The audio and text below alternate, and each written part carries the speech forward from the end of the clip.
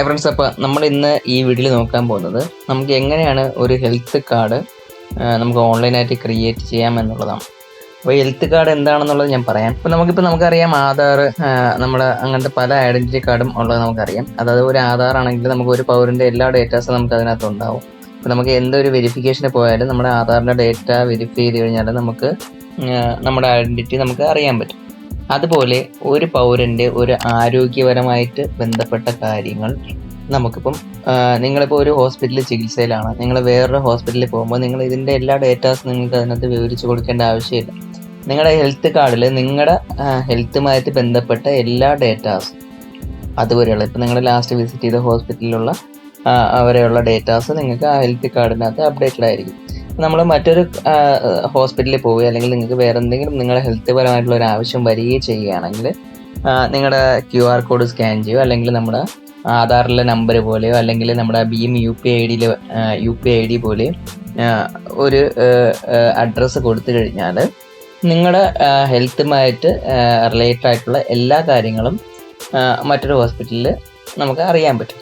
അത് ഭാവിയിൽ നിങ്ങൾ ഏതെങ്കിലും ഒരു പ്രത്യേക അസുഖത്തിന് വേണ്ടി ചികിത്സ തേടുകയാണെങ്കിലോ അല്ലെങ്കിൽ അങ്ങനെ എന്ത് കാര്യമായിക്കോട്ടെ അതിനെക്കുറിച്ചുള്ള ഡേറ്റാസ് നമുക്ക് ഒരൊറ്റ നമ്മുടെ അഡ്രസ്സ് വഴി അല്ലെങ്കിൽ ഒരു QR കോഡ് വഴി നമുക്ക് മറ്റുള്ള ഹോസ്പിറ്റലുമായിട്ട് നമുക്ക് അത് റിലേറ്റ് ചെയ്യാൻ പറ്റും.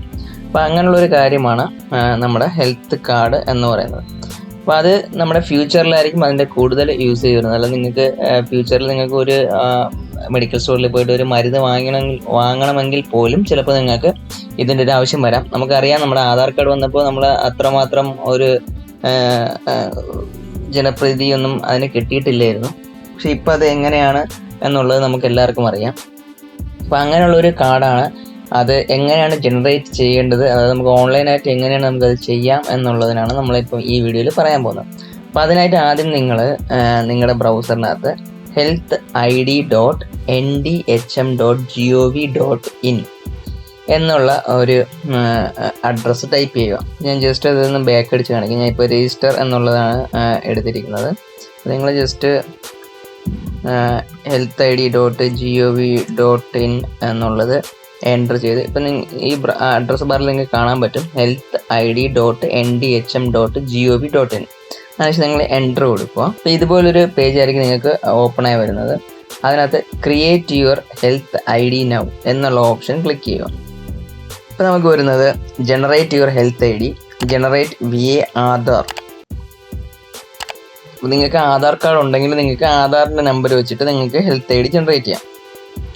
ഇനി I don't have Aadhaar, I don't want to use my Aadhaar for creating health ID, click here എന്നുള്ളൊരു ഓപ്ഷൻ നമുക്ക് ഇതിനകത്ത് അവൈലബിൾ ആണ്.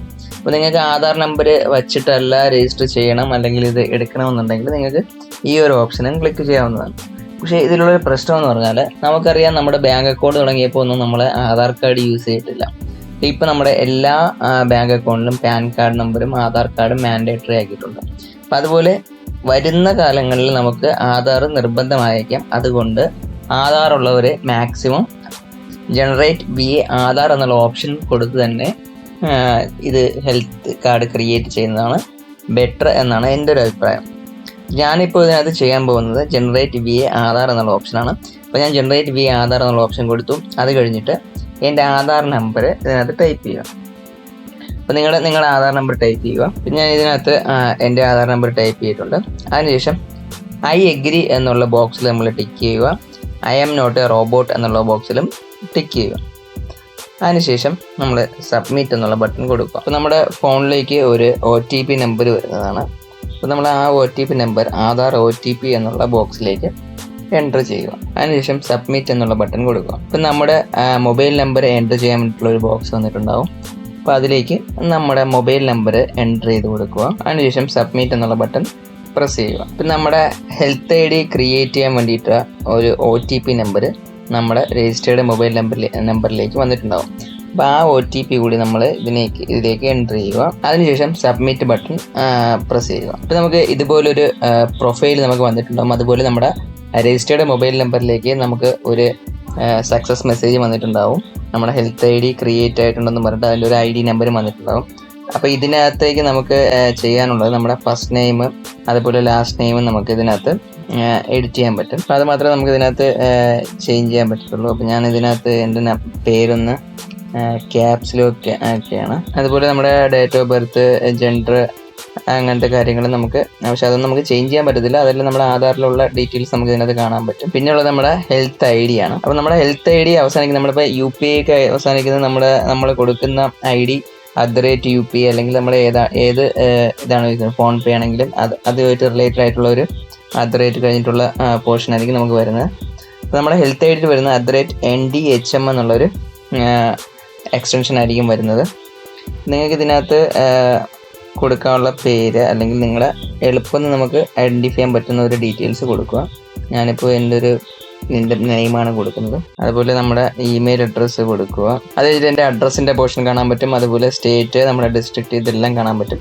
അപ്പോൾ ഈ സ്റ്റാർ ചെയ്തിരിക്കുന്ന കാര്യങ്ങളെല്ലാം നമ്മൾ ഉറപ്പായിട്ടും അതിനകത്ത് കംപ്ലീറ്റ് ചെയ്തിരിക്കാനുള്ള ഭാഗമാണ്. അതിനുശേഷം നമ്മൾ സബ്മിറ്റ് ബട്ടൺ പ്രസ് ചെയ്യുക. ഇത് കഴിയുമ്പോൾ ഇതുപോലൊരു വിൻഡോ ആയിരിക്കും നമുക്ക് കിട്ടുന്നത്. അപ്പോൾ ഇതിനകത്ത് your health ID has been generated എന്നുള്ള ഒരു ഓപ്ഷൻ വന്നിട്ടുണ്ട്. നമ്മുടെ ഹെൽത്ത് ID കാർഡ് നമുക്ക് ഇതിനകത്ത് കാണാൻ പറ്റും. നമുക്ക് ഡൗൺലോഡ് ഹെൽത്ത് ID കാർഡ് എന്നുള്ള ഓപ്ഷൻ ക്ലിക്ക് ചെയ്യണമെങ്കിൽ നമ്മുടെ ഹെൽത്ത് ID നമുക്ക് ഡൗൺലോഡ് ചെയ്യാനും പറ്റുന്നതാണ്. അപ്പോൾ ഇത്രയാണ് നമ്മുടെ ഹെൽത്ത് ID ജനറേറ്റ് ഉള്ള ഓപ്ഷൻസ്. അപ്പോൾ നിങ്ങൾക്ക് എല്ലാവർക്കും ഇത് മനസ്സിലായെന്ന് ഞാൻ വിശ്വസിക്കുന്നു. അപ്പോൾ നമുക്ക് വേറെ നമ്മുടെ എന്തെങ്കിലും ഒരു ഫ്യൂച്ചറിൽ നമുക്ക് ആവശ്യം വരുമ്പോൾ നമുക്ക് ഈ QR കോഡോ അല്ലെങ്കിൽ നമ്മുടെ PHR അഡ്രസ്സോ, ഇപ്പോൾ എൻ്റെ PHR അഡ്രസ്സ് എന്ന് പറയുന്നത് promotion@ndhm എന്നുള്ളതാണ്. അപ്പോൾ അതുപോലെ നിങ്ങൾക്ക് യുണീക്ക് ആയിട്ടുള്ളൊരു PHR അഡ്രസ്സ് നമുക്ക് ക്രിയേറ്റ് ചെയ്യാൻ കഴിയും.